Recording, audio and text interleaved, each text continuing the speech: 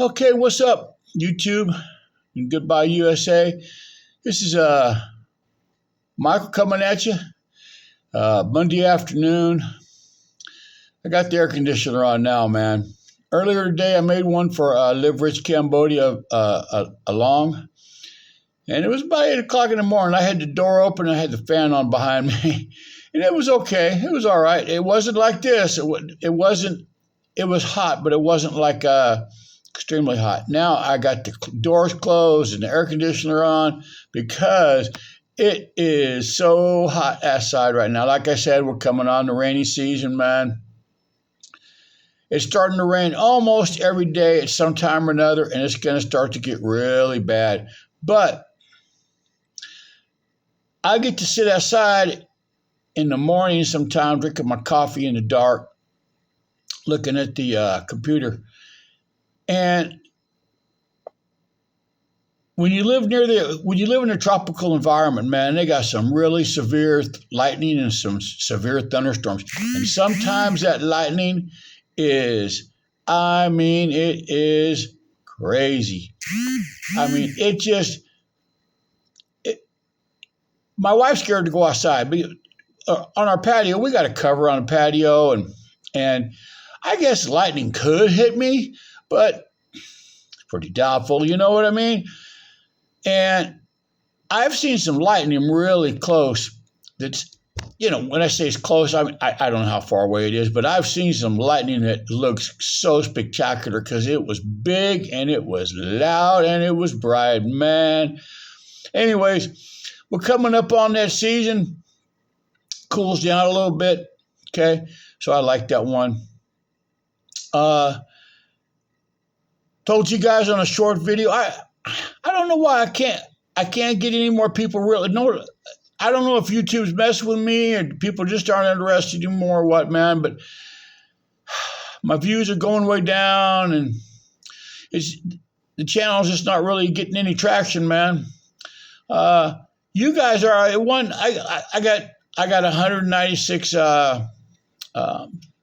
subscribers to Goodbye USA, which that's hella cool, man. That's hella cool. Anyways, I try to make these videos for you guys. Help you guys over here out. Friday I'm going golf. I probably won't make any video. I'm going golfing with and I suck. Okay. I'm going golfing with two people from the government, real high people from the government. I'm talking really high people. Anyways, and somebody that I've never met, he's worth hundreds of millions of dollars from Australia, and he lives over here too. And we're going to have a foursome. I know that sounds kind of strange, but so it's better than saying a threesome. Anyway, we're going to have a foursome, and I've already told him, man, I suck on this golf thing. Okay, I've tried it before, and it just doesn't. But they said, come along, man, for the fun. So I'm going to go anyways. We're going to go golf. I'm going to go golfing with them on Friday. It's kind of a retired life, so I probably won't go to the gym. I think we're going to go earlier in the day before the rain starts, before it gets too hot, maybe like 9 or 10 o'clock, something like that. Anyways, the YouTube, the topic for this morning on Live Rich Cambodia, I'll just touch base with you real quick about it, okay? They got so many beautiful young ladies over here, man, and you retired guys, especially you retired guys older, they don't care about the age difference. There's 27 years difference between me and my wife, man. I'm 67 and she's 40, and I've seen guys in their 50s over here with 19 or 20-year-old girlfriends. Okay? Cambodia is a very poor country. Okay, number one. Number two, they like the foreigners. Okay? They like our work ethic. They like our skin color. They will wrap themselves up with jackets and everything else. They have to go out in the sun, man. Umbrellas, jackets, hoodies, whatever they got to do, man. And like my wife too, they even put this whitening cream on their arms and stuff to make their skin look whiter. I can smell the bleach in it. It's probably not that good for them, but they all do it, and they're not going to stop doing it, right? For them, the whiter the skin, it's better. And I'm a pretty white guy. So anyways, but over here, there's not a big thing on the age difference. They don't really care, okay? The average salary in Cambodia, I went over this before, is around $250 a month, okay? So I think even on the bottom end of Social Security pays like $800 or $900. I don't know what the bottom end of Social Security is, but anyways, their opportunities here are very, very, very limited. Okay, 90% of the people here don't have any kind of skill, really any kind of marketable skill other than selling vegetables or doing whatever they do to make a few dollars, man. They got a garment industry over here. They make clothes, T-shirts, backpacks, shoes, any kind of stuff like that. Ties. You'd think they would make ties in Thailand, but they don't anyway. Well, maybe they do make them there. I don't know. But I know they make ties over here in Cambodia. It's a garment industry, and those ladies, they pile them in the back of these like douche and a half trucks, man, and they are just, they're stand-up room only. And they're in there just standing so close to each other. I don't believe you could even fart in there without moving one of them, because they're all standing up, kind of like a dump truck looking thing. But if you were ever in the military, it basically looks like a douche and a half, and they got these things made where they can hold on to, because the roads are so jacked up around here and they're bouncing around back there. Anyways, they take them to these garment factories. They go around in these villages. They pick them up and they take them to these garment factories, and they work 11 hours a day, man, 6 days a week. I think it's $200. I think the minimum wage for the garment industry now is $218 a month. A month. And these big, huge warehouses do not have any air conditioning. Okay? Let me tell you, that is hot. And they got people walking around in there, man, making sure you're just doing nothing but, man, you're not talking, you're not looking at your phone, you're not doing nothing, and you're making clothes or shoes. I'll tell you guys something. I won't buy a Nike product. Okay? Nike, the company that, what's his name? Kaepernick or whatever the hell his name was, from San Francisco, right? Social justice. Nike says all people, human justice, social justice. Let me tell you something about that company, Nike.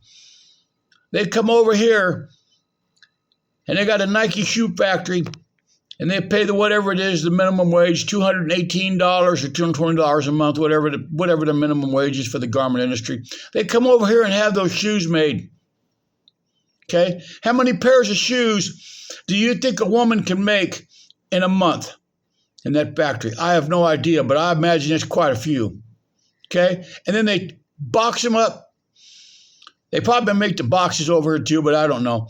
They box them up and they send them to the USA, and they charge these Nike shoes, $100, $150. I don't know. Like I said, I don't buy any Nike products, man. Shoes, socks, T-shirts, caps, nothing. I don't buy anything from Nike. And I know a lot of companies do it. But I don't buy stuff from Nike. Anything's got the Nike logo on, I don't want it, because they scream and yell about social justice, but they come over here and take advantage of these people because they could pay them for next to nothing. Okay. Now, to get on with today's little video here, okay? You saw it on the thumbnail, Goodbye USA, man. That's the name of the channel right here, Goodbye USA. Well, let me tell you something, okay? USA, they say they're the most powerful country in the world and best country in the world and all the rest of that stuff. I could debate you on that. I would love to debate you on that. But let's get to something else, okay? If you owe back student loans, and I mean a lot, if you're an engineer or a nurse or architect or if you got a degree in like pre-Columbian poetry or some other shit like that, you're not going to come over here and get work. But if you got a legitimate degree like in engineering or anything like that, okay, they'll swoop you up fast. Those big companies, these hospitals, they speak English. They need people. They need techs. They need medical staff. And obviously, you're not going to make the same amount of money. Okay, but you will make a good living over here. They're going to pay you a hell of a lot more than they would these Cambodian people because they want the foreigners. Okay, when a person goes in to see a doctor, okay, when I had my hip replacement surgery, I went to a nice hospital, spoke to the doctor. He spoke French, Thai, Vietnamese, and Khmer, the Cambodian language. Okay, obviously I spoke to him in English. And I needed to have a full hip replacement surgery on my left hip. He said everybody in that hospital, that's one of their prerequisites, everybody in the hospital, all the way from the cleaning lady to surgeons to anesthesiologists, everybody spoke English.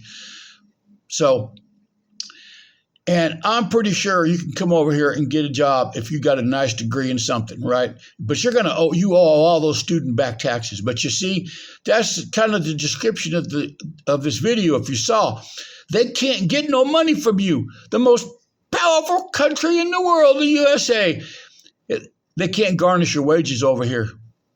Cambodia gives them the middle finger on that one. You know what I mean? They don't get anything. Okay, you can owe hundreds of thousands of dollars student loans. You can owe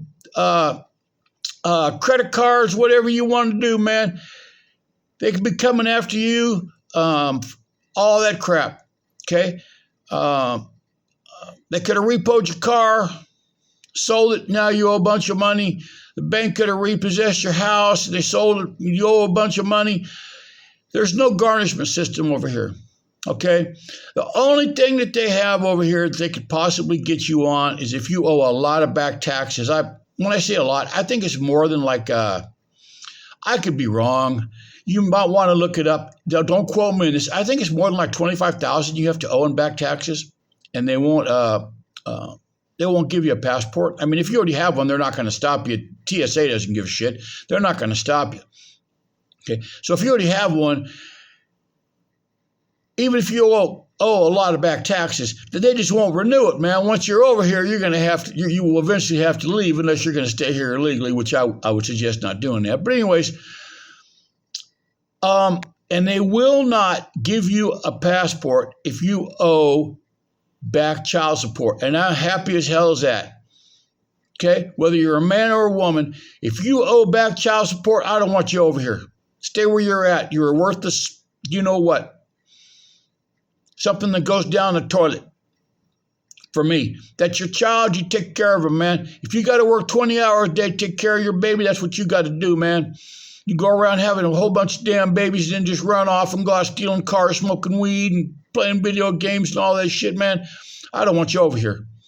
Stay where you're at, man. Stay over there in that crazy land. But you guys have to see, if you even, I mean, if everybody's talking about it. I see it on the news. I see it. I went over last Sunday. I made a video about this last Sunday. I went over to a really good friend of mine's office. He is the top person. Okay, he is the top person of the Ministry of Immigration. Okay, he's basically the top person in immigration. Okay. He runs the whole immigration department. He's a top person. I'm not going to use his name, but anyways, and he's also a federal police officer over here. He's like the Cambodia's version of an FBI agent, right? He's two. So really good guy, really good friend of mine. Anyways, went over to his office, and I sat over at his office. He was busy doing paperwork, so I just went over there. I went over to his office, sat in a chair, and we sat around and talked for a couple hours. And like I said, he showed me a new set of golf clubs he bought from Japan. Anyways, but he watches the U.S. news. He's been to the USA several times. He's actually met, I believe it was Trump, and I believe he met Obama too, okay, because he's high up there in the government, okay. I believe he met Obama and Trump, okay. And so he, like I said, he speaks English very good, okay. And he even asked me, he says, what is wrong with the United States, man? What is going on over there? They've just lost control of everything, man. Prices, everybody's losing their cars. They're repoing cars like right and left. People are getting laid off because of AI. They're building these hundreds of AI centers all over, which I believe are actually going to be something else. I believe when the blank hits the fan, they're not going to be data centers anymore. They're going to be government confinement centers. That's what I believe. That's just my own personal opinion. I don't have any proof, but I can't imagine them. I use AI a lot. I cannot imagine them needing that many data centers, but I guess it's possible, right? Yank those machines out and put a bunch of bars and put a bunch of cells in there, man. Come on in. This is for your own protection, okay? And they're going to take everything from you. You're not going to have anything. They're going to take everything from you. It's happening right now. Okay, look at the price of everything. Okay, you're going to have to go in the grocery store one day soon and decide whether or not you want to pay your car insurance that month or you want to eat. It's the way it is, right? They're going to take everything through insurance. That's their plan. Okay, they're going to take it all. You have to have homeowners insurance. They have all these fires and floods and all the rest of these natural disasters that they never really had before. Now they have them all of a sudden all over the place. They used to blame it on global warming or global climate change, whatever the hell it was. I don't know whatever the word was. Anyways, they were going to have to they got to charge more money because, like I said, these insurance companies are not going to lose money. And houses and buildings are being destroyed. Look how expensive cars are. So now car insurance is going to be more because if something happens to your car, got to be insured. It's got to be insured if you owe money on it.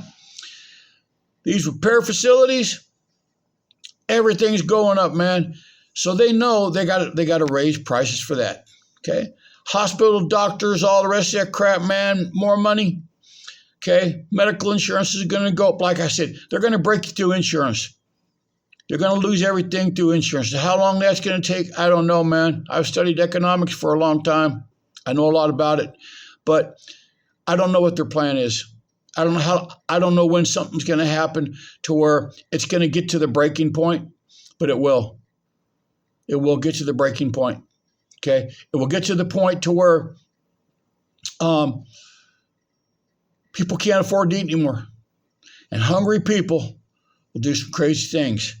Okay, and it's going to start in the inner cities, just like throw a pebble in a pond, man, and it's going to ripple out. Okay, because in the inner cities, everything has to be brought in. Okay, and when there's no more food, when they have looted all the stores and there's no more food, it's going to spread out like a pebble thrown in a pond, man. It's just going to ripple out. Okay, and there is not enough of. Okay, let me tell you something. The United States does not have enough military, law enforcement people in the United States. Is so big, and there's so many guns, and there's no way. There's no way that once it became chaotic, that they could gain control of it. There's no way. They do not have enough personnel. They don't have, like I said, they don't have enough law enforcement. They don't have enough military. They just don't have it. So, and not only that, the people that they do have in those programs, whether it be law enforcement or military, they're going to be guarding government facilities, infrastructure, utility things, water treatment. They're going to be guarding government and infrastructure systems, right? Okay. So if you think they're going to come and protect you, man, it's just not going to happen. So my suggestion is get the blank out of there now. Okay. They can't garnish you over here. They can't take no money from you over here. They can't. Okay. They can't garnish you. Now you still got to pay your taxes. If you work now, let me tell you, if you work over here, they don't even ask you about no damn Social Security number. Okay. Most of the places over here, they just pay you in cash. Okay. They just pay you in cash. And if they don't pay you in cash, what you do is you have them put it in a bank account. They have a direct deposit deal over here, a couple of these banks, like me and my wife. Me and my wife are married legally over here. We have a marriage certificate in Cambodia, but in the U.S. it's nothing. My wife has no Social Security number. She's never been to the United States. As far as the U.S. government is concerned, they don't even know her. I mean, they know her name because I have a daughter. My daughter's a dual citizen because she was born here in Cambodia. And if you have a child that is born with a foreign lady, that child is automatically a U.S. citizen. Okay. They're gonna do they didn't do a DNA test on me because that's how white I am. They looked at how white my daughter is, and my wife's kind of brown. So they didn't even do it. They said expect to go have one of these places go take a DNA test, and I asked the person at the embassy, do I got to take a DNA test? And he looked at me and looked at my daughter and said, you don't need one. All right, thank you, man, I guess. Anyways, so